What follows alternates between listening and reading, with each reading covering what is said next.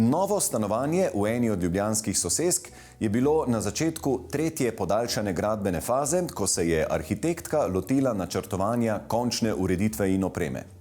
Imela je odprte možnosti, zato je lahko prisluhnila mnogim željam naročnikov ter celo uresničila zahtevno nalogo, kako v stanovanje umestiti kamin, kljub temu, da njegova vgradnja v osnovi ni bila predvidena.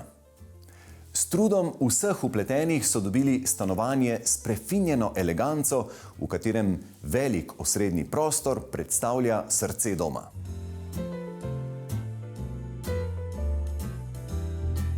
Temu stanovanju je notranja oblikovalka nadela ime Elegant Mist, elegantna meglica, skozi katero se prepleta natančno načrtovana igra barvnih kontrastov ter igra svetlobe in senc. Nina, pozdravljeni, koliko ene elegance je v tem stanovanju, ampak kaj bi vi kot oblikovalka tega interjerja najprej rekli, da ga najbolj zaznamuje?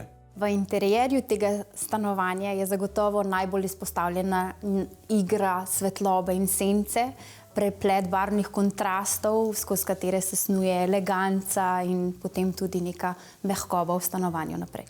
V kateri fazi ste vstopili v projekt? Sam projekt je bil na začetku v tretji podaljšani gradbeni fazi. Predelnih sten v prostoru še ni bilo, torej smo kot oblikovalci imeli popolnoma proste roke z razporeditvijo prostorov, sploh tistih predelnih, implementacijo mikrolokacij, inštalacij, svetil in vsega, kar pride zraven, tudi talnih oblog. Ta zgodnja gradbena faza je omogočila tudi spremembo tlorisa. Oblikovalki notranjosti so bile želje naročnikov glavno vodilo pri načrtovanju. No, povejte zgodbo o kaminu, oziroma kako vam jo je malo zagodel, ne? Sam kamin v osnovnem projektu ni bil implementiran oziroma sprojektiran.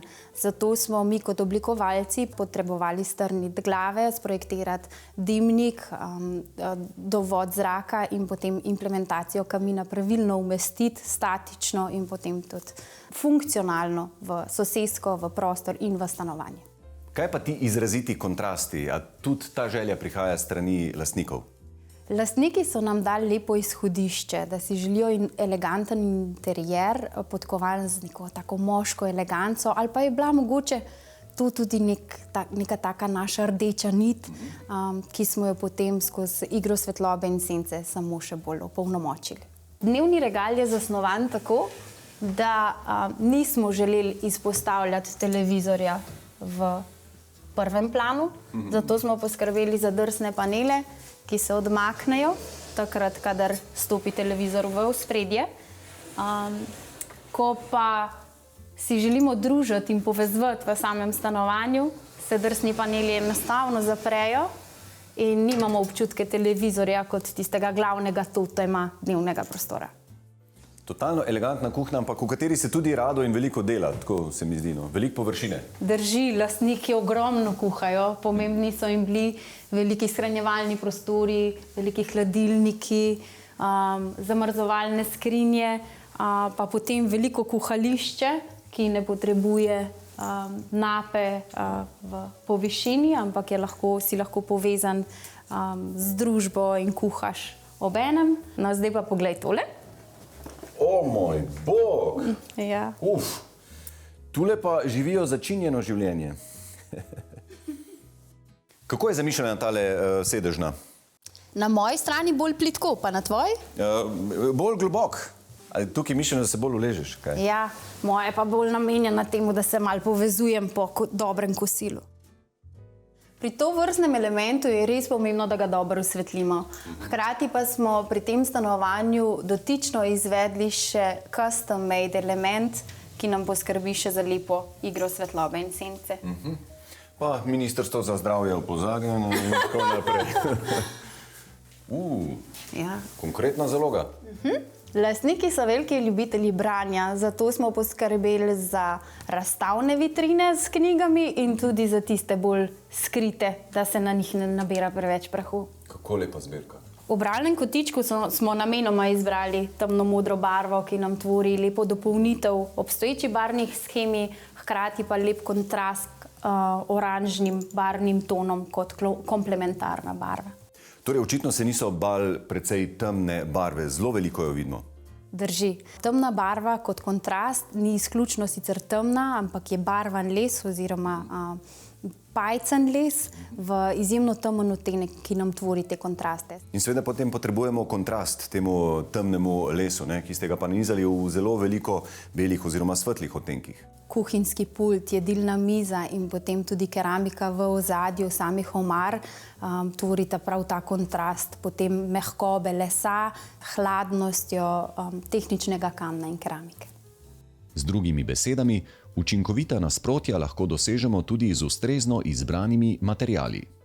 Je pa sama struktura materialov zasnovana tako, da je v osnovi implementiran les, tako da tudi v oblogah, ki izgledajo črne, s teksturo lesa ponazarjamo mehkobo. Parket je položen v francosko ribjo kost, imenovano chevron, malenkost dimljen. Keramika, ki se nahaja v predprostoru, kuhinji in sega do linije kamina, je tam zasnovana zato, da se tako v predprostoru kot v kuhinji tla lažje čistijo. V ostalih prostorih imamo veliko tapet, tapiciran, ki dodajajo mehkobo, preprog, tudi počivalniki in barvni akcenti so rahli, pa hkrati ravno lepo dopolnjujoči, da ni vse preveč črno in belo. Kako ste pa izbirali kaj umetniško paleto, ko gre za barvanje tega stanovanja? Barve v osnovi so v stanovanju izjemno v monokrom barvni lestvici, se pravi, se gibljejo od črne, temnorjave in pa potem bele.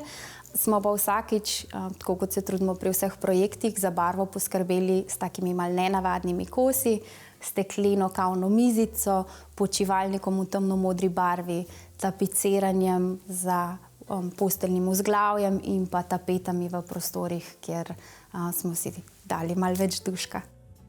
Izkušeni oblikovalci notranjosti znajo prisluhniti naročnikovim željam, jih izpolniti in pri tem unesti izvirne rešitve, ki poudarijo eleganco in skladnost novega doma. Ja, miza je nenavadno velika za tole stanovanje. Kliče po družabnosti. Tako. In specifično pri tem primeru se najraje družijo za jedilno mizo. In zato smo to izpostavili tudi kot srce samega bivalnega prostora. Ob veliki polni mizi, obdani z dišečo hrano in smehom, se rojevajo spomini, ki trajajo vse življenje. A najbolj dragoceni trenutki niso le tisti, ki jih preživimo ob obedu, temveč tisti, ko v očeh svojih najbližjih prepoznamo moč ljubezni in družinske povezanosti.